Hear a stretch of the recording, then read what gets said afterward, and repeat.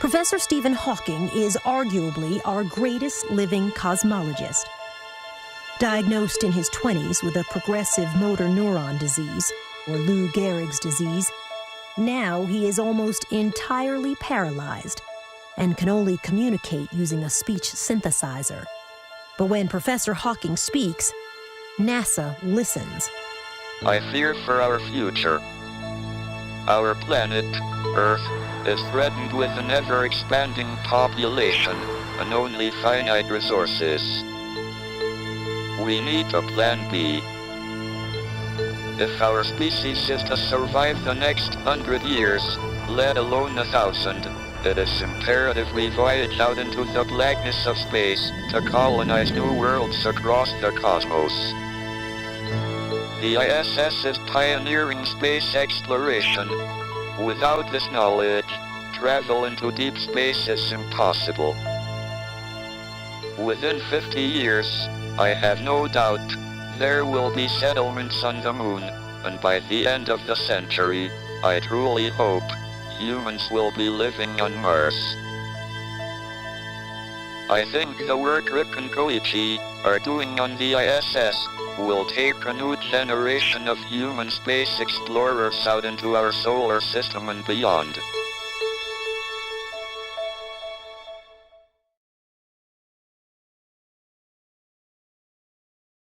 A Quest for a Theory of Everything. In the Cockcroft Lecture Room, on April 29, 1980, scientists and university dignitaries gathered in steep tiers of seats, facing a two-story wall of chalkboard and slide screen. The occasion was the inaugural lecture by a new Lucasian professor of mathematics, the 38-year-old mathematician and physicist, Stephen Hawking. The title of the lecture was a question. Is the end in sight for theoretical physics? Hawking startled his listeners by announcing that he thought it was. He invited them to join him in a sensational escape through time and space to find the holy grail of science. The theory that explains the universe, and everything that happens in it. Stephen Hawking sat silently in a wheelchair, while one of his students read his lecture to the assembled company. Judged by appearance alone, Hawking didn't seem a promising choice to lead any adventure. Stephen William Hawking was born on 8 January 1942, in Oxford, England. It was exactly 300 years after the death of Galileo, the father of modern science. His parents were Frank and Isabel Eileen Hawking. Despite their family's financial constraints, both parents attended the University of Oxford, where Frank studied medicine and Isabel studied philosophy, politics, and economics. Isabel worked as a secretary for a medical research institute, and Frank was a medical researcher. Frank and Isabel Hawking, Stephen's parents, were not wealthy, but they believed in the value of education. So they planned for Stephen to go to Westminster, a famous public school in the heart of London. Unfortunately, Stephen was ill at the time of the scholarship examination for Westminster. Therefore, he attended the local St. Albans school.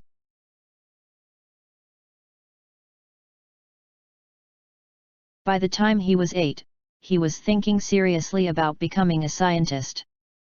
Frank Hawking encouraged his son to follow him into medicine, but Stephen found biology too imprecise. He wanted a subject in which he could look for exact answers and get to the root of things. Young Stephen was no prodigy.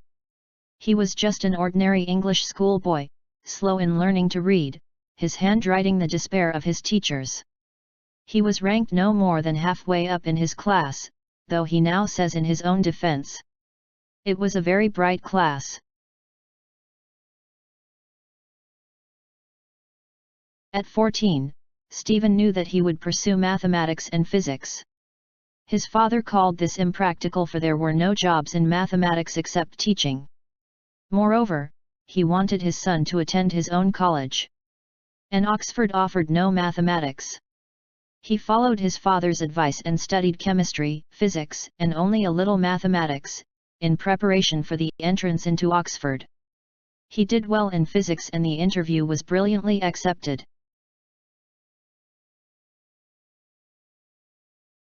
In 1959, at the age of 17, Hawking went to Oxford to study natural science and to specialize in physics. He joined University College, his father's college and the oldest at Oxford, founded in 1249 AD. Nevertheless, for about a year and a half, Hawking was lonely and bored. He was not inspired to relieve his boredom by exerting himself academically. But halfway through his second year, he began enjoying Oxford. He became popular and well accepted among his peers. They remember him as lively, buoyant, and adaptable. He wore his hair long, was famous for his wit, liked classical music and science fiction, and took part in sports. However, at the end of the third year, Hawking almost floundered. He selected theoretical physics as his specialty. He had then applied to do a PhD at Cambridge and was accepted on condition that he got a first from Oxford. Hawking was confident that he could get through successfully. But as the examination day approached, his confidence failed. Hawking ended up disastrously on the borderline between a first and a second. Faced with a borderline result, the examiners summoned Hawking for an interview, and questioned him about his plans. In spite of the tenseness of the situation, Hawking managed to come up with the kind of remark for which he was famous among his friends. "If I get a first, I shall go to Cambridge. If I receive a second, I will remain at Oxford. So I expect that you will give me a first." He got his first and he went to Cambridge. His first year at Cambridge was worse than that at Oxford. His slipshod mathematical background caught up with him, and he found general relativity extremely tough. Another far more disastrous problem arose then. During his third year at Oxford, Hawking started getting clumsy. He had fallen once or twice for no apparent reason. The following autumn, at Cambridge, he had trouble tying his shoes and sometimes, he had difficulty talking.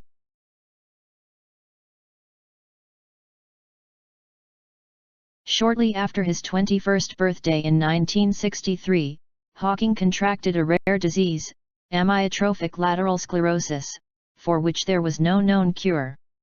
It caused a gradual disintegration of the nerve cells in the spinal cord and the brain. At first, he went into a deep depression. He did not know what he ought to do, or what his future would be like. "My dreams at that time were rather confused," he admitted. "Before my condition was diagnosed, I had been very bored with life. There did not seem to be anything worth doing. But shortly after I came out of hospital, I dreamt that I was going to be executed. I suddenly realized that there were a lot of worthwhile things to do, if I were reprieved."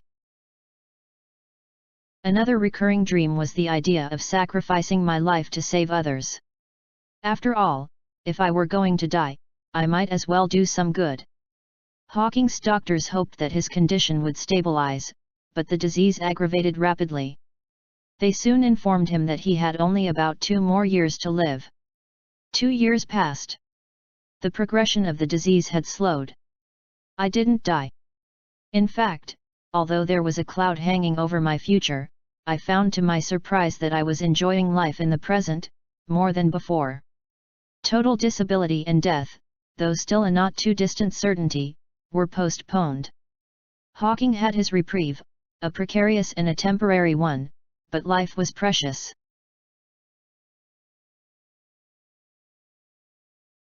At a New Year's party at St. Albans, just before he entered the hospital for tests, Hawking met Jane Wilde. To her, this disheveled graduate student seemed terribly intelligent, eccentric, and rather arrogant. But he was interesting and she liked his wit. When Jane met him again after his discharge from the hospital, he was really in a pathetic state. "I think he's lost his will to live. He was very confused," she commented. She was not, however, put off by his physical or mental condition. She was rather a shy teenager, serious-minded, with a strong faith in God ingrained from childhood by her mother, and a belief that good can come out of any adversity. Hawking admired her optimism and their friendship developed slowly. After a while, the two began to realize, in Jane's words, that together, we could make something worthwhile. For Stephen, that made all the difference. He applied for a research fellowship at Caius, one of the colleges in Cambridge University. In 1965, at the age of 23, Hawking received his fellowship at Caius. And in July of the same year, Jane and he were married. People who remember Hawking in the university in the late 1960s, recall him making his way around the corridors with a cane, supporting himself against the wall. He spoke with what sounded like a slight speech impediment.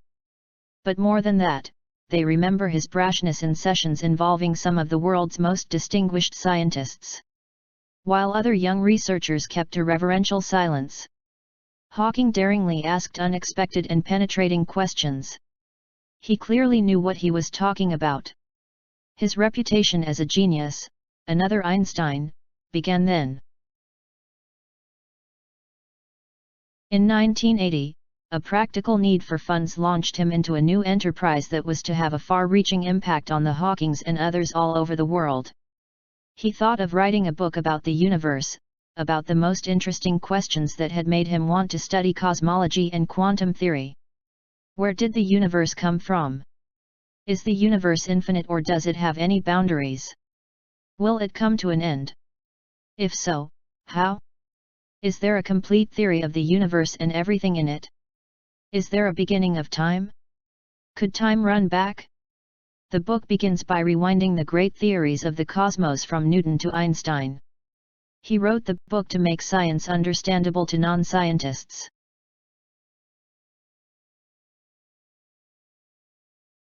He completed the first draft in 1984. While the revision process was going on, he made a trip to Switzerland. There he was down with pneumonia and was left on a life support system. Doctors gave a choice as to whether a tracheotomy operation which would remove his windpipe should be conducted or not. It might save his life, but afterwards he would never again be able to speak or make a vocal sound. With grave misgivings, Jane consented. The future looked very bleak, Jane remarked. Hawking could no longer breathe through his mouth and nose, but only through a permanent opening made in his throat. After many weeks of intensive care, he went home to join Jane and his 3 children. He was still too weak and ill to continue his research. Walt Wolters, a computer expert in California, sent him a program he had developed, called the Equalizer, which allowed Hawking to select words from the screen. He thought he would be unable to finish his book. With the support of his student Brian Witt, A Brief History of Time was published in 1988. September 2005 saw the release of an abridged version of the original book. This version was updated to address the new issues that had arisen due to further scientific developments. One will encounter a multitude of paradoxes in the book. In science and with people, things are often not what they seem, and pieces that ought to fit together refuse to do so. You'll learn that beginnings may be endings, cruel circumstances can lead to happiness, although famous success may not. 2 great scientific theories taken together seem to give us nonsense, empty space isn't empty, black holes aren't black, and a man whose appearance inspires shock and pity takes us laughing to where the boundaries time and space ought to be, but are not.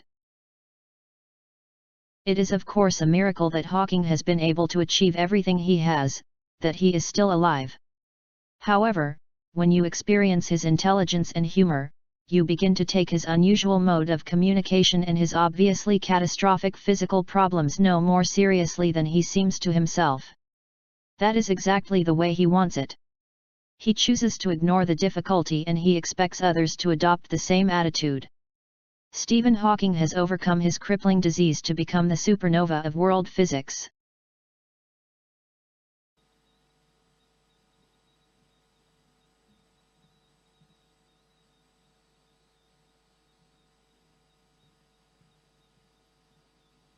Can you hear me?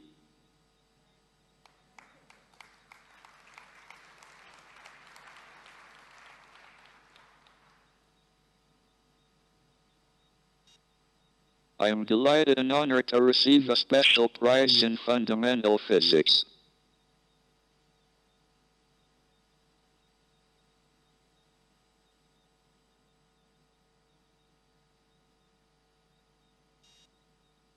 I would like to thank Yuri Milner for founding these prizes, to recognize outstanding work that may not qualify for the Nobel Prize, because it is very difficult or impossible to confirm experimentally.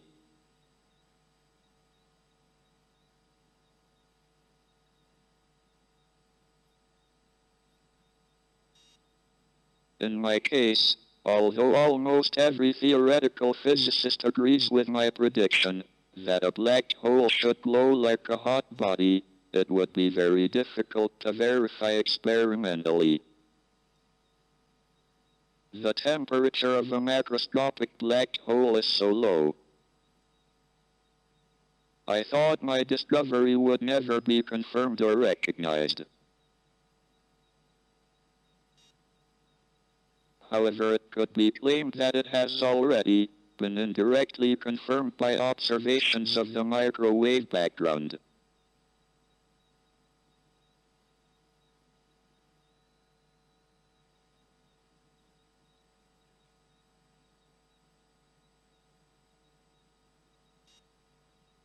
It is thought that the very early universe underwent a period of accelerating or inflationary expansion. This would create conditions similar to a black hole, and would give the universe an effective temperature.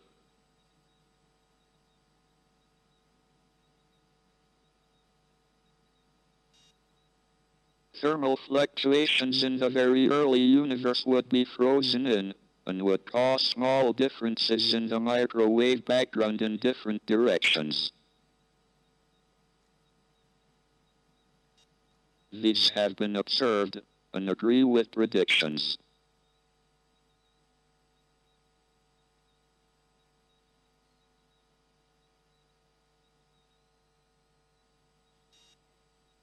The thermal emission from black holes is important, because it shows that black holes have intrinsic entropy, and it shows that there is a deep connection between gravity and thermodynamics.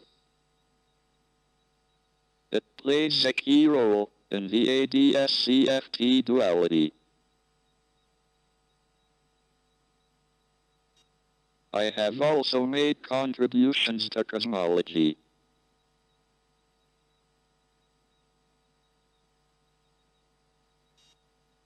My early work with Roger Penrose showed that classical general relativity predicted the universe had a beginning in a Big Bang singularity.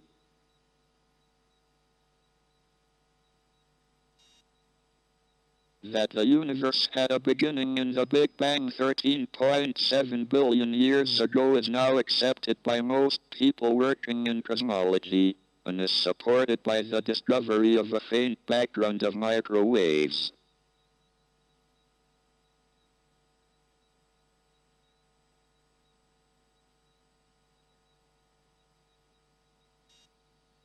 The prediction of singularities indicates that classical general relativity breaks down and has to be replaced by a quantum theory of gravity.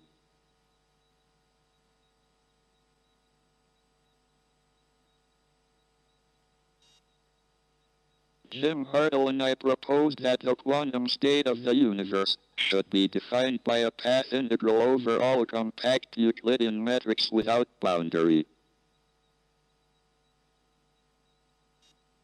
In other words, the boundary condition of the universe is that it has no boundary.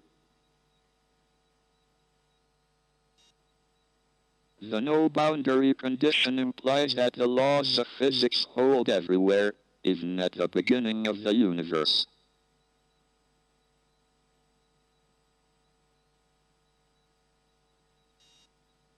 Together with Thomas Hertog, Jim and I showed that the no-boundary proposal predicts that the universe began with a period of inflation, a prediction which may be confirmed tomorrow, when the data from the Planck satellite are published.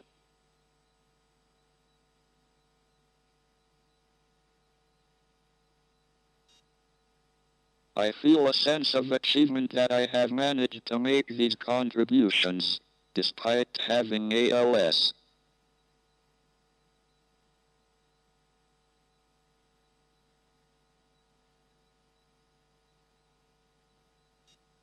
I have not allowed my disability to stop me doing most things.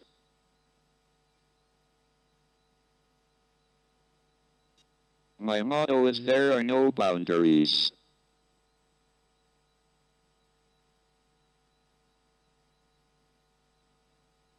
Thank you.